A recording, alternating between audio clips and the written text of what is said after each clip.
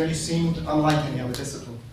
It seemed full of possibility, self-awareness, experiment, and critique. And to some extent, I think it still does. Perhaps because that moment was so decisive, I actually found it very difficult to know what to write for this event. And I thought for a long time, and I spent a couple of weeks drawing up a manifesto.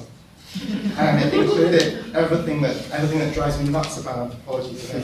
So it included sections, and they all had exclamation points. It included sections like, "We are not interrogators," and "Why does so much ethnography read like an abusive relationship?"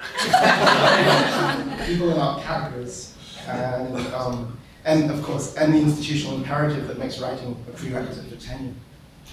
So there was a lot more to get the idea, but it became like a very grumpy old man kind of project, so I decided not to do that. And instead of being meta, I decided to be literal and actually write some ethnography.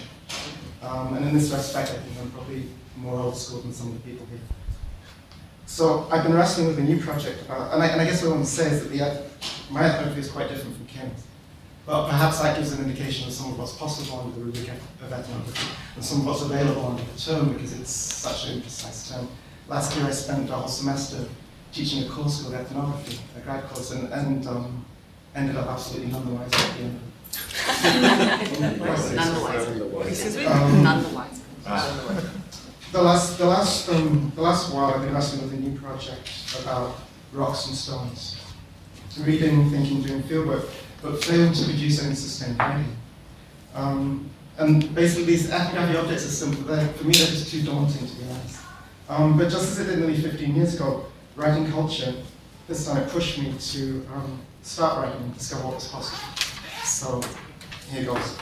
We flown to Austin, rented a car, driven to LA to see friends, and then headed up the coast as far as Portland, 2,000 miles in 2 weeks.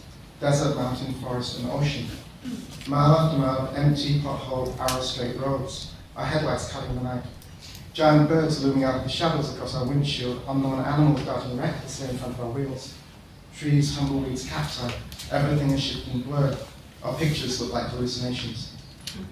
We drove through the southwest, spent a day at Taos Pueblo, most of another meteor crater, visited the petrified forest, and stopped to gaze at the vast fact of shiprock emerging from the Arizona desert.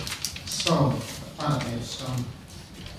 At Yahats, we walked along the beach in the early evening and spotted the stone resting on the pale sand on the driftwood, one out of thousands, the one that stood out in the light at that angle, at that moment. I picked it up. It was heavy, sat firmly in my hand. It had unusual colors and textures. It had been worked by the Pacific, but it wasn't smooth like the others. A small black and white dog scampered up, wet through the ocean and barking wildly. I threw the stone, thinking he'd lose interest once he realized what it was. But he chased it and brought it back, dropping it at our feet. We laughed, surprised, and Sharon threw it again.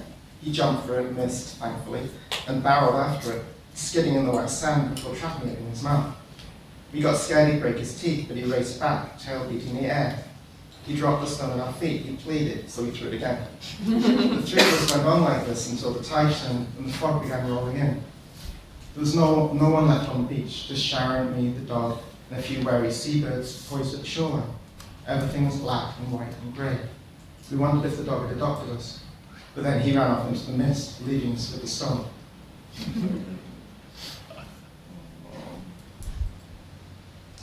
The stone is different from every angle.